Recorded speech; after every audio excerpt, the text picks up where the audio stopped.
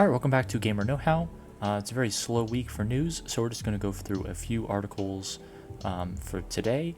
We're going to start with this new Krafton acquisition of TangoGameworks from Microsoft, and we'll continue on to two smaller news stories.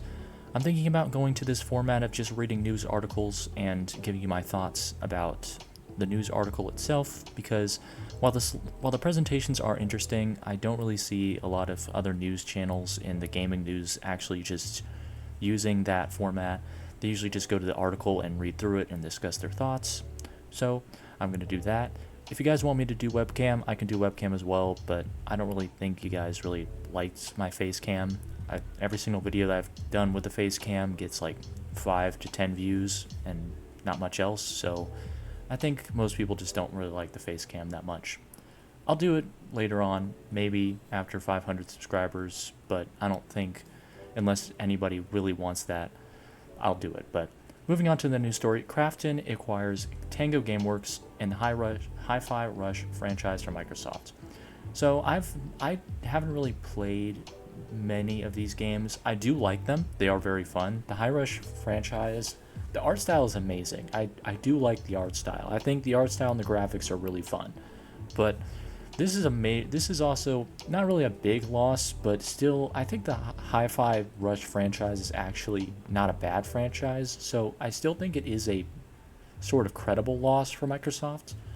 I mean, they just fired like a bunch of people, and they're downsizing their studios massively, and now they're selling off franchises as well. I mean, this is a big deal. So let's read on a little bit into this article. So PUBG maker Krafton, they're the people that make PUBG, probably their most popular franchise, has acquired Hi-Rush developer TangoGameworks from Microsoft. So now Krafton basically owns PUBG franchise and Hi-Rush franchise. Of course, PUBG is their most popular game franchise, but Hi-Rush is a good addition. So this puts the Japanese studio back from the brink of collapse.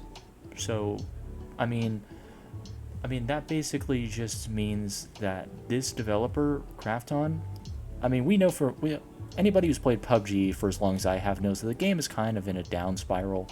It's had a consistent player base, but it's kind of hard for new players because there's no rank system, so a new player can come in and play with a level like 636. Like, I've gotten messages that say that I've killed like level 2s, and I'm in the 500s in levels right now, so it's like, what the heck? Why am I playing against level 2s and also like level 837s? Like, why am I playing against people this low in ranking?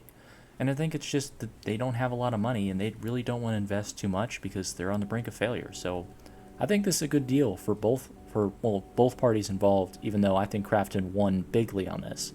Because with Microsoft, this isn't the first Japanese studio they pulled back from. As it says right here, they recently announced plans to shutter Ghostwire, Tokyo, and Evil Within developers as well. So, I mean, this marks Krafton's first significant investment into the Japanese video game market, and includes the right to the Hi-Rush franchise. So, Krafton now has two major game markets: the USA and Canada market with PUBG. Well, PUBG is also European as well. So, you've got an international game franchise as well as a Japanese-specific franchise. Even though some people like myself in the US do actually still play Hi-Rush, even though it is a Japanese-oriented game in general. But you can still play it because of Microsoft, so I play it. So this basically is a strategic agreement, as it says, that they're still going to collaborate with Microsoft. So of course you're still going to be able to play the game. So people like myself who love playing I don't love like, if I was going to sit down for like 4 hours and play a game, it's between either Town of Salem 2 or Minecraft at this point, but like when I'm bored. But like, if I'm kind of like in a situation where I've got an hour to spend before work, I can load up Hi-Fi Rush and play a little bit. I mean, it's not terrible. So I mean, it's a solid game. That's the best thing to say here. And I think saying that they're still going to collaborate with Microsoft to make sure the transition is smooth and to maintain the continuity at Tango, I think that's pretty good. Even though their stated goal is to still take TangoGameworks and make it a non-Microsoft property for Krafton as a whole. So, I mean, that's pretty good.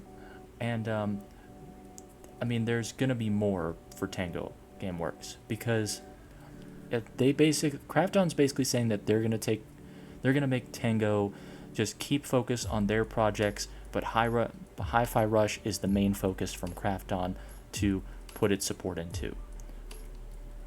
So Tango will still be making the Evil Within games, and Hi Rush, the original Hi Rush game, but they will not be.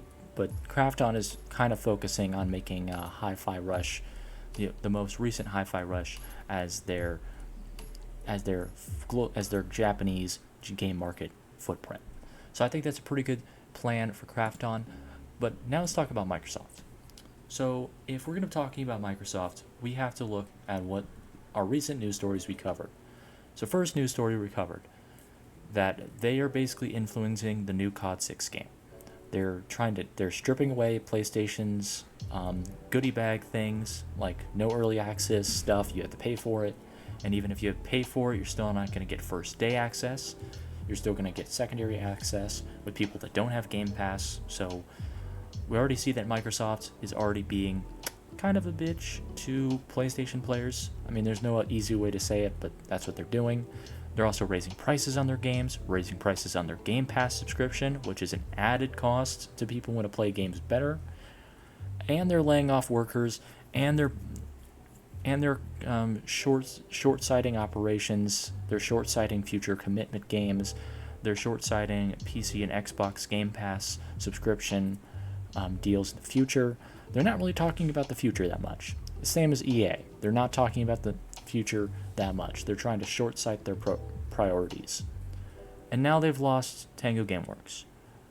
And I'm just going to say it, Evil Within games are actually pretty good.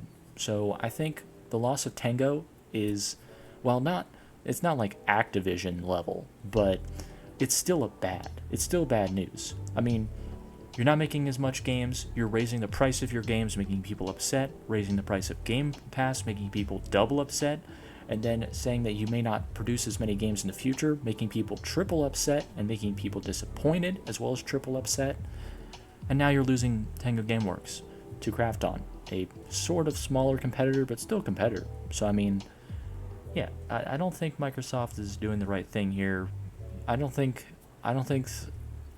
they seem to be a company in decline. That's what I'm saying. I mean, obviously they're not going to go out of business. They're way too big to go out of business. But I'm just saying, like, making people triple disappointed, losing a bunch of workers, making your workers unhappy, making your employees unhappy, making management unhappy, making everyone unhappy, and you're losing some big game franchises to smaller competitors. I mean, something's happening in Microsoft over there, and it's not going to be a fun time for them. So this is going to do for this video. Thank you guys so much for watching. Like if you like, dislike if you don't, subscribe if you like it, and I hope you guys have a wonderful day. Toodaloo.